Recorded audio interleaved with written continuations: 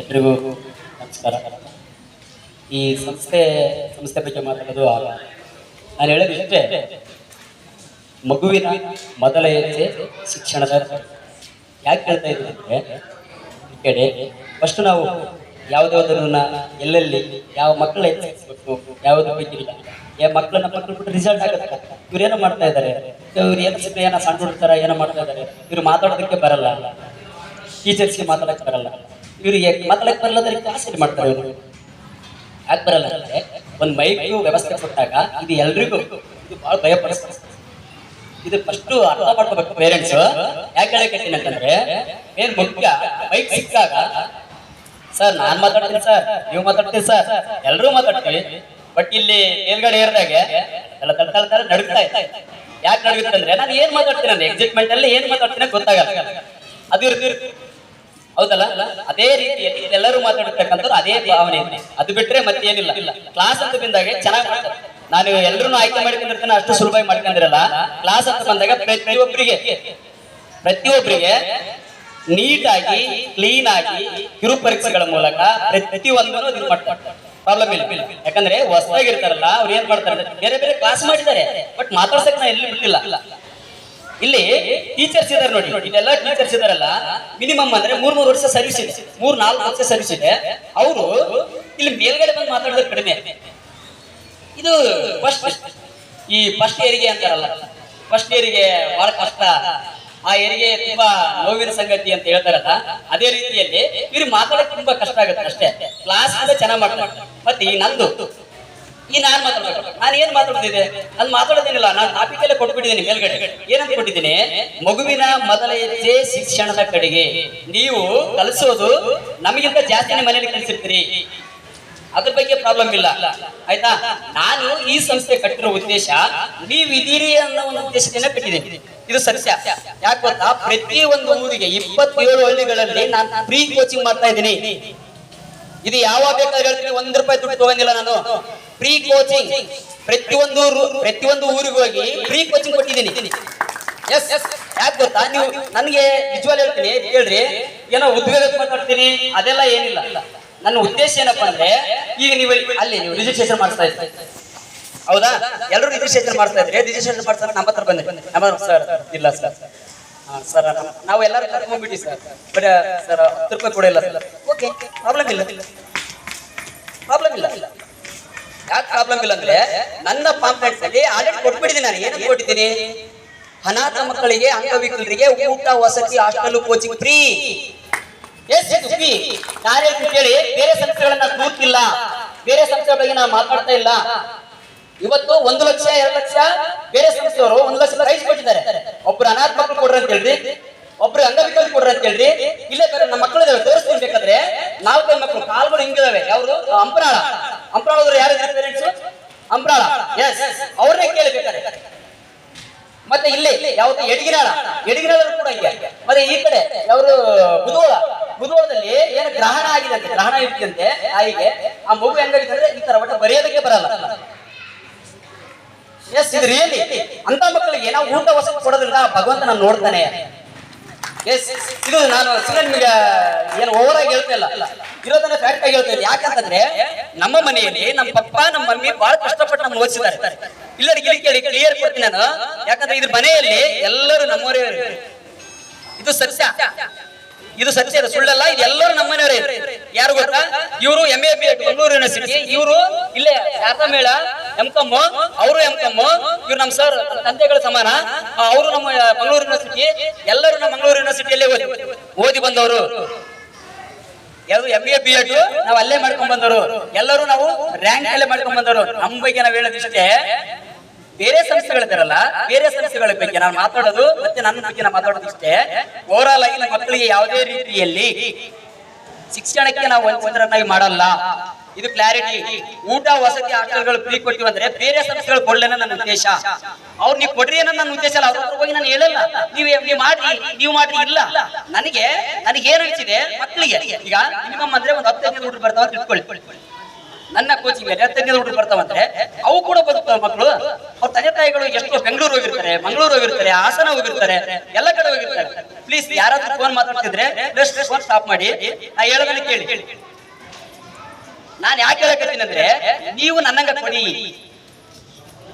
ನನ್ನ ಉದ್ದೇಶ ಏನು, ನೀವು ಕೂಡ ನನ್ನಂಗ ಕೊಡಿ. ಯಾಕಂದ್ರೆ ನಾನೇ ಮಾದರಿ ಅಲ್ಲ. ಇಲ್ಲಿ ಕೇಳಿ, ಪುನೀತ್ ರಾಜ್ಕುಮಾರ್ ಮಾದರಿ ಅಲ್ಲ. ಇದ್ರ ಕ್ಲಾರಿಟಿ ಇರ್ಲಿ. ನೀವು ಕೂಡ ಪುನೀತ್ ರಾಜ್ಕುಮಾರ್, ಪ್ರತಿಯೊಬ್ರು ಕೂಡ ಪುನೀತ್ ರಾಜ್ಕುಮಾರ್ ಆಗ್ಬೋದು. ಆಯ್ತಾ? ಯಾಕೆ ಹೇಳಕತ್ತೀನಿ ಈ ಮಾತಂದ್ರೆ, ನೀವು ಬೇರೆ ಬೇರೆ ರಂಗದಲ್ಲಿ ನೀವು ಫ್ರೀ ಕೊಟ್ಟಿರಿ, ಸಮಾಜ ಸೇವೆ ಮಾಡಿದ್ರಿ, ಪ್ರತಿಯೊಂದನ್ನು ನೀವು ಅಲ್ಲಿ ನೀವು ಹೆಲ್ಪ್ ಮಾಡಿದ್ರಿ, ನಿಮ್ದು ಕೂಡ ಫ್ರೀ ಸರಿಸ್ತಾನೆ. ಅದರಲ್ಲಿ ನಾನು ಮಾಡಿದ್ದೇನೆ ಅಷ್ಟೇ. ಬಟ್ ನನಗೆ ಭಗವಂತ ನೋಡ್ಲಿ, ನನ್ನ ಬಗ್ಗೆ ನಾನು ಸ್ವಲ್ಪ ಇದು ಮಾಡ್ಲಿ ಅಂತ ನನ್ನ ಉದ್ದೇಶ ಅಷ್ಟೇ. ನನಗೆ ದೇವರ ಇದು ಮಾಡ್ತಾನೆ. ಅದ್ರಂಗೆ ಬೇರೆ ಸಂಸ್ಥೆಗಳು ಇವತ್ತು ಸಿಂಧನೂರಲ್ಲಿ 8-9 ಸಂಸ್ಥೆಗಳು ಓಪನ್ ಆಗಿದ್ದಾವೆ. ಇಟ್ಸ್ ರಿಯಲಿ, ಸುಳ್ಳಲ್ಲ. ಯಾವ ಹೆಸರು ಹೇಳಕ್ಕಾಗಲ್ಲ. ನನಗೆ ಅವ್ರಿಗೆ ಏನು ಬೇಕಾಗಿಲ್ಲ. ನನ್ನಂಗೆ ಕೊಡ್ಲಿ. 2 ಲಕ್ಷ 3 ಲಕ್ಷ ಕೊಟ್ಟಿವಲ್ಲಪ್ಪ, ಆಫರ್ ಬಹುಮಾನ ಕೊಟ್ಟಿವಲ್ಲಪ್ಪ, ಕೊಡು. ಅನಾಥನಾಥ್ ಕೊಡು, ಅಂಗವಿಕಲರಿಗೆ ಕೊಡು, ಬಡವರು ಕೊಡು, ಬಡವರು ಕೊಡಪ್ಪ, ಬಡವರು ಕೊಡು. ಬಡವರು ಬದುಕಲಿ. ಯಾರೋ ಇಂಟೆಲಿಜೆಂಟ್ ಇರ್ತಕ್ಕಂಥ ಮಕ್ಕಳು ತಗೊಂಡ್ ಪ್ರೈಸ್ ತಗೊಂಡು ಹೋಗ್ಬಿಡ್ತಾರೆ. ಬಡ ಮಕ್ಕಳು, ರೈತರ ಮಕ್ಕಳು, ಹೌದಲ್ಲ? ಎಸ್ ಸರ್, ಎಸ್ ಸರ್, ಇದು ರಿಯಲಿ. ಅದನ್ನು ಕೂಡ ಈ ಸಂಸ್ಥೆಗಳು ಯಾವ ಫಸ್ಟ್ ಇದನ್ನ ಕಲಿಬೇಕು. ಫಸ್ಟ್ ಫ್ರೀ ಕೊಡೋದು ಮಾಡಿ, ಅವ್ರಿಗೆ ಊಟ ಕೊಡ್ರಿ, ಎಲ್ಲ ಕೋಚಿಂಗ್ ಕೊಡ್ರಿ, ನಿಮಗೆ ಒಳ್ಳೇದಾಗುತ್ತೆ. ನಾನು ಆ ಕೆಲಸ ಮಾಡಿದ್ದೀನಿ. ಅದ್ರ ಬಿಟ್ಟರೆ ಮತ್ತೆ ಏನಿಲ್ಲ. ನನ್ನ ಕ್ಲಾಸ್ ಅವೆಲ್ಲ ಇದ್ದೇ ಇರ್ತದೆ. ನಾನು ಕೂಡ ಇಲ್ಲಿ ಮ್ಯಾನೇಜ್ಮೆಂಟ್ ಇವರಲ್ಲಿ ಕೂಡ ನಾವು ಒಬ್ಬನು, ಅದರಲ್ಲಿ ಮತ್ತೆ ಏನಿಲ್ಲ. ಅಧ್ಯಕ್ಷರು ಓಕೆ, ಅಧ್ಯಕ್ಷರು. ಬಟ್ ಇವರೆಲ್ಲರನ್ನ ಇವ್ರು ನಮ್ ಜೊತೆಗೆ ಇರ್ತಾರೆ, ನೀವು ಕೂಡ ನಮ್ ಜೊತೆಗೆ ಇರ್ತೀರಿ. ನಾನು ಕ್ಲಾರಿಟಿ ಆಗಿ ಹೇಳಕ್ಕೆ, ನೀವು ಕೂಡ ನಮ್ ಜೊತೆಗೆ ಇರ್ತೀರಿ, ನೋ ಪ್ರಾಬ್ಲಮ್. ನೀವು ಏನಾದ್ರು ಅಡ್ಮಿಷನ್ ಮಾಡಿಸ್ಬೇಕಾದ್ರೆ ನನ್ನ ಹತ್ರ ಈ ವಿಷಯಕ್ಕೆ ಬರೋಣ. ನೀವೇನಾದ್ರು ಅಡ್ಮಿಷನ್ ಮಾಡಿಸ್ಬೇಕಂದ್ರೆ, ಸರ್ ನಿಮ್ಮ ಹತ್ರ ಎಷ್ಟಿದೆ ಸರ್, ನಿಮ್ಮ ಹತ್ರ ನಿಮ್ಮ ವರ್ಷ ಪೂರ್ತಿ ಎಷ್ಟು ಅಂತೀರಿ ಸರ್ ನೀವು ಅಮೌಂಟ್? ಇದು ಬಹಳ ಕ್ಲಾರಿಟಿ, ಹೌದಲ್ಲ? ಸರ್ ನೀವು 70,000 ಅಂತೀರ ಸರ್, ಏನು 80,000 ಅಂತ ಸರ್? ಬೇರೆ ಸರ್ ಇಲ್ಲ 60,000 ಅಂತ, 70,000 ಅಂತ. ಓಕೆ ತಗೊಳ್ಳಿ. ನಾನು ಆ ಥರ ಇಲ್ಲಲ್ಲ. ನನಗೆ ಒಂದು ಉದ್ದೇಶ ಏನಾಗ್ತದೆ, ಇಡೀ ಆನೆ ಭಾರನೇ ಓದ್ತೀನಿ. ನಿಮ್ಮ ಸೂಜಿಯ ಭಾರ ಹೊರ ದೊಡ್ಡದಲ್ಲ. ನಾನು ಅನಾಥ ಮಕ್ಕಳಿಗೆ ಅಂಗವಿಕಲರಿಗೆ ಫ್ರೀ ಕೊಟ್ಬಿಟ್ರಿ. ನೀವು 5,000 ಕೊಡ್ತಾರೆ, ಕಡಿಮೆ ಕೊಡ್ತೀರಾ, 2,000 ಕೊಡ್ತಾರೆ, ಕೊಡಿ ಕೊಡಿ. ಆ ರಿಸಲ್ಟ್ ಕೊಳ್ಳಿ ನನ್ಗೆ ಕೇಳಿ, ಆಯ್ತಾ? ಬಟ್ ರಿಸಲ್ಟ್ ಪರ್ಫೆಕ್ಟ್ ಅಂದ್ರೆ ನಾನು ಯಾಕೆ ಎಕ್ಸಾಮ್ ಮಾಡಿ ಇದನ್ನು ಕ್ಲಾರಿಟಿ ಕೊಡ್ತೀನಿ ಕೇಳ್ರಿ. ಎಕ್ಸಾಮ್ ಮಾಡೋ ಉದ್ದೇಶ, ಮಗು ಒಳಗಡೆ ಎಕ್ಸಾಮ್ ಬರ್ತಾ ಇದೆ. ಈ ಪ್ರೆಸೆಂಟ್ಲಿ ಮಗು ಎಕ್ಸಾಮ್ ಬರ್ತಾ ಇದೆ.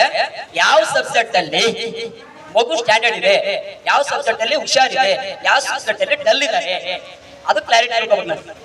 ಇಲ್ಲಿ ಕೆಲವಷ್ಟು ಇಷ್ಟು ಜನರಲ್ಲಿ ಇದೊಂದು ಹೊರಗಡೆ ಇಷ್ಟು ಜನ ಹೋಗಿದೆ, ಹೊರಗಡೆ ಇಷ್ಟು ಜನ ಹೊರಗಡೆ ಅವ್ರಿಗೆ ಹೇಳ್ತಿದ್ದೆ ನಾನು, ಇವ್ರಿಗೂ ಕೂಡ ಹೇಳ್ತೀನಿ. ಏನು ಗೊತ್ತಾ, ನೀವು ಎಷ್ಟೋ ಜನ ನನಗೆ ಫೋನ್ ಮಾಡಿದ್ರಿ. ಏನಂತ ಫೋನ್ ಮಾಡಿದ್ರಿ ಗೊತ್ತಾ?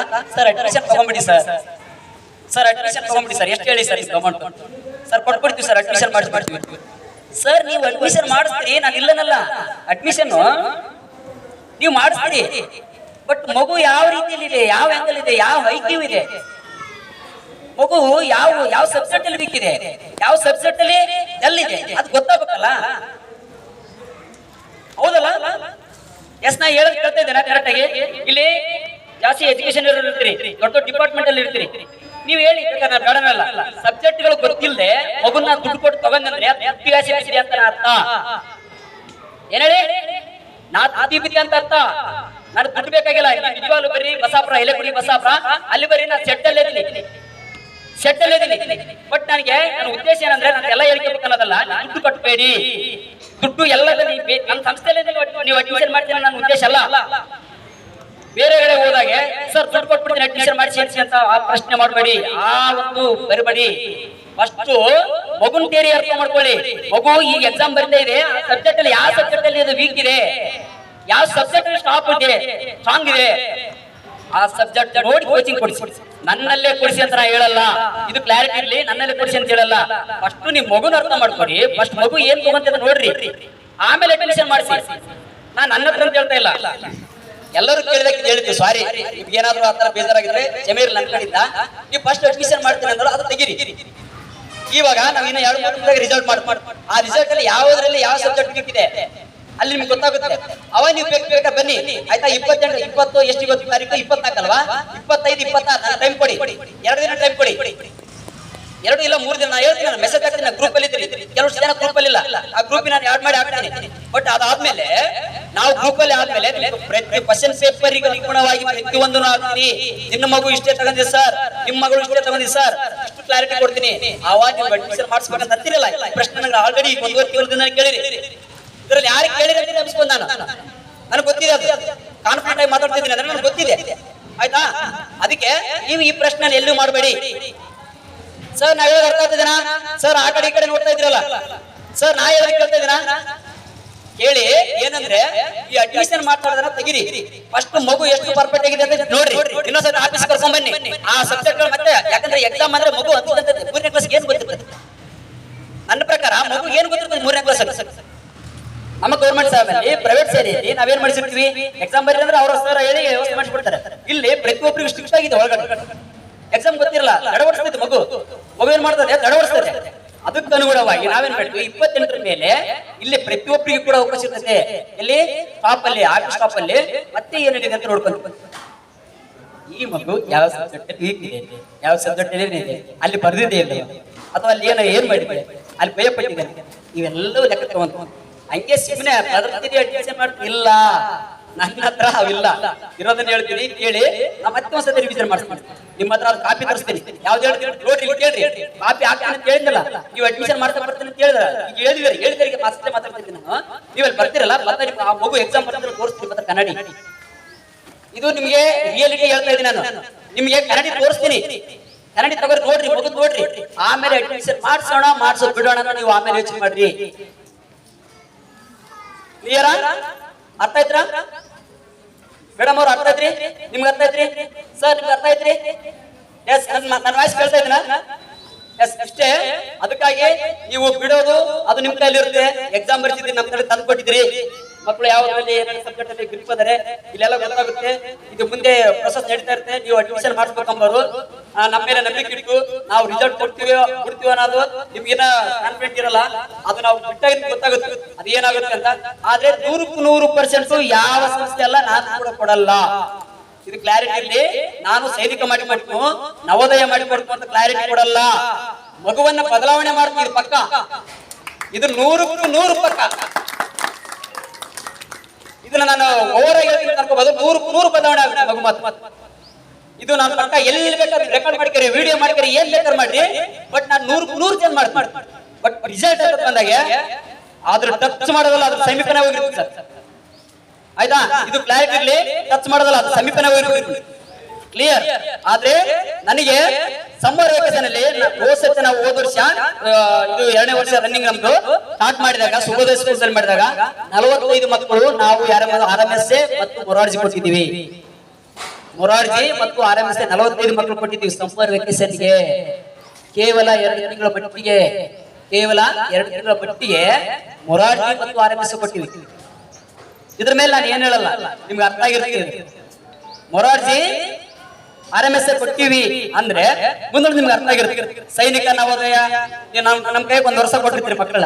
ಏನ್ ಸರ್ 1 ವರ್ಷ ಕೊಟ್ಟಿರ್ತೀರಿ, ನಾವು ಕೊಡ್ತೀವಿ ಬಿಡ್ತೀವಿ ನಿಮ್ಗೆ ಗೊತ್ತಿರುತ್ತೆ. ಆಯ್ತಾ? ಆದ್ರೆ 100% ಇಲ್ಲ. ಆ ಮಗು ಸಂಸ್ಕಾರ ಕಲಿಬೇಕು, ಯಾರ ಏನ್ ಮಾತಾಡ್ಬೇಕು ಅಂತ ಕಲಿಬೇಕು. ಆ ಮಗು ಬದಲಾವಣೆ ಆಗ್ಲೇಬೇಕು. ಇದು ನನ್ನ ಉದ್ದೇಶ. ಮತ್ತೆ ನಮ್ಮ ಸಂಸ್ಥೆಯವರು ಎಲ್ಲ ಇಲ್ಲಿ ಮಾತಾಡಕ್ಕೆ ಬಹಳ ಅದಲು ತೊದಲು ಮಾತಾಡಿದ್ದಾರೆ. ನಾನು ಕೂಡ ಕೆಲವಷ್ಟು ಅದಲು ತೊದಲು ಮಾತಾಡಿರ್ತೀನಿ, ಕ್ಷಮೆ ಇರಲಿ. ಮತ್ತೆ ಮಕ್ಕಳನ್ನ ಇನ್ನೊಂದು ರಿಕ್ವೆಸ್ಟೆಡ್, ನೀವು ಅಡ್ಮಿಷನ್ ಮಾಡಿಸ್ಬೇಕಂತ ಬರೋರು ಮಗುನ್ ಕರ್ಕೊಂಡ್ ಬರ್ಬೇಕು. ಮಗುನ ಜೊತೆ ಪಾಲಕರು ಬರ್ಬೇಕು. ಪಾಲಕರ ಜೊತೆ ಇಲ್ಲಿ ನಮ್ದು ಏನಿರುತ್ತೆ ಅಂದ್ರೆ ಆನ್ಸರ್ ಶೀಟ್ ಇರುತ್ತಲ್ಲ, ಆ ಆನ್ಸರ್ ಶೀಟ್ ನಲ್ಲಿ ತರಿಸಿ ಆ ಹುಡುಗನ ಕ್ಲಾರಿಟಿ ಮಾಡಿಸಿ ಮತ್ತೆ ನಮ್ಮ ಬರೀತಾರೆ ನೋಡಿಸಿ ಆಮೇಲೆ ತಗೊಂತ ಅಡ್ಮಿಷನ್. ಅಲ್ಲಿ ಗೊಂದಲ ಆಗಿರುತ್ತೆ ಮಗುವಿಗೆ. ಆ ಗೊಂದಲ ಇನ್ನು ಸ್ವಲ್ಪ ಕ್ಲಾರಿಟಿ ಮಾಡಿ ತಗೊಂಡು. ಯಾಕಂದ್ರೆ ಇದನ್ನ ಯಾಕೆ ನಾನು ಇನ್ನೊಂದ್ಸತಿ ಹೇಳ್ತೀನಿ ಕೇಳ್ರಿ. ನಾನು ಹೇಳಿದೀನಿ, ಮತ್ತೆ ಹೇಳ್ತೀನಿ. ಆಯ್ತು, ಸಾಕು, ಮುಗಿಸ್ತೇನೆ. ಅತಿಯಾದ ಮಾತುಗಳು ವಿಷ. ಆಯ್ತಾ? ನಾನು ಹೇಳ್ರಿ ಏನಂದ್ರೆ ಇದನ್ನೆಲ್ಲ ಯಾಕೆ ಮಾಡಿದ್ದೀನಿ ಅಂತಂದ್ರೆ, ಮಗು ಮತ್ತೆ ನಾನು ನಮ್ಮ ಇಲ್ಲಿ ಬಳಗ, ಇದು ನಮ್ಮನೆ ಬಳಗ, ನಾವೆಲ್ಲರೂ ಏನ್ ಮಾಡ್ತಾ ಇದ್ರೆ ಸಂಸ್ಥೆ ಹೆಸರು ಕೆಡಿಸೋಣಕ್ಕೆ ಇಷ್ಟಪಡಲ್ಲ. ಕ್ಲಿಯರ್? ಯಾಕಪ್ಪ ಅಂದ್ರೆ ನೀವು 40,000ನೋ 50,000ನೋ 60,000ನೋ ಕೊಟ್ಟು ಅಡ್ಮಿಷನ್ ಮಾಡಿಸಿರ್ತೀರಿ. ನಾಳೆ ನಾವು ರಿಸಲ್ಟ್ ಕೊಡದೆ ಹೋದ್ರೆ ಹೆಸರು ಕೆಟ್ಟು ಹೋಗೋದು ನಮ್ಮದು ಮತ್ತೆ ಮಕ್ಕಳದು. ಯಾಕಪ್ಪ ಅಂದ್ರೆ ಆ ಮಗು ನಾವೆಲ್ಲ ಬಿಟ್ಟಿರ್ತೀವಿ, ಮಾಡಿಬಿಟ್ರು ಸಕ್ಸಸ್ ಕೋಚಿಂಗ್ ಅಕಾಡೆಮಿ ಅವರು ಈ ತರ ಮಾಡಿಬಿಟ್ರು. ಇದಾಗಬಾರ್ದು ನಮ್ಮ ಉದ್ದೇಶ. ಮಗು ಯಾವ ಸಬ್ಜೆಕ್ಟ್ ಅಲ್ಲಿ ಗ್ರಿಪ್ ಇದೆ, ಮಗು ಯಾವ ಸಬ್ಜೆಕ್ಟ್ ಅಲ್ಲಿ ಐಕ್ಯೂ ಇದೆ, ಯಾವ ಚೆನ್ನಾಗಿ ಓದ್ತದೆ, ಯಾವ ಚೆನ್ನಾಗಿ ಬರೀತದೆ. ಸರ್ ಹಂಗಂದ್ರೆ ದೊಡ್ಡ ಮಕ್ಕಳಿಗೆ ಇಲ್ಲ ಸರ್. ಸರ್ ದೊಡ್ಡ ಮಕ್ಕಳ ಆಕ್ಚುಲಿ ನಾವು ಸಣ್ಣವರಿಂದ ದೊಡ್ಡ್ರೆ, ಈಗ ದೊಡ್ಡವರು, ಅಲ್ಲಿ ದೊಡ್ಡರು ಈಗ ದೊಡ್ಡವರು. ಆಯ್ತಾ? ನಮಗೇನು ಉದ್ದೇಶ ಏನಪ್ಪ ಅಂದ್ರೆ, ನಾ ಹೇಳ್ತಲ್ಲ ಮಗು ರಿಸಲ್ಟ್ ಕೊಡ್ತಾ ಬಿಡ್ತಾ ಸೆಕೆಂಡ್ರಿ, ಬದಲಾವಣೆ ಮಾತ್ರ ಇರ್ತದೆ, ಹೆಸರು ಕಳಿಸಬಾರ್ದು ನನ್ನ ಉದ್ದೇಶ. ಅದಕ್ಕೋಸ್ಕರ ಈ ಎಕ್ಸಾಮ್ ಅಲ್ಲಿ ಮಗು ಏನೇನ್ ಮಾಡ್ತಾರೆ ಗೊತ್ತಾಗ್ತದೆ. ಈ ಟೀಚರ್ಸ್ ಇರ್ತಾರೆ ಅವ್ರು ಗೊತ್ತಾಗ್ಬಿಡುತ್ತೆ, ಈ ಸರ್ ಏನ್ ಹೇಳ್ತಾರೆ ಏನಿಲ್ಲ ಅಂತ ಗೊತ್ತಾಗ್ತದೆ. ಟೀಚರ್ ಇಲ್ದವರು, ರೈತರು ಎಲ್ಲರಿಗೂ ಅರ್ಥ ಆಗುತ್ತೆ. ನನ್ನ ಓವರ್ ಆಲ್ ಉದ್ದೇಶ ಮಕ್ಕಳನ್ನ ಡೆವಲಪ್ಮೆಂಟ್ ಮಾಡ್ಬೇಕು. ಮಗುವಿನ ಮೊದಲ ಐತೆ ಶಿಕ್ಷಣ ಕಡೆಗೇನೆ ಹೋಗ್ಬೇಕು. ಮಗು ಓದ್ಬೇಕು, ಬರಿಬೇಕು. ಇಲ್ಲಿ ಇನ್ನೊಂದ್ ಸರ್, ನಮ್ಮ ಮಕ್ಕಳು ಬಡಿಬೇಡ್ರಿ ಸರ್, ಹತ್ತೆ ಗಿಡ ಜೋಪಾನ ಮಾಡ್ರಿ, ಜೋಪಾನ ಮಾಡಿ ಬಡಿಬೇಡ್ರಿ ಅಂತಿಲ್ಲ ನಮ್ಮ ಹತ್ರ ಸರ್, ಬಡಿಬೇಡ್ರಿ ಅನ್ನೋದಿಲ್ಲ ಸರ್. ನೀವು ನೋಡಿದ್ದೀರಿ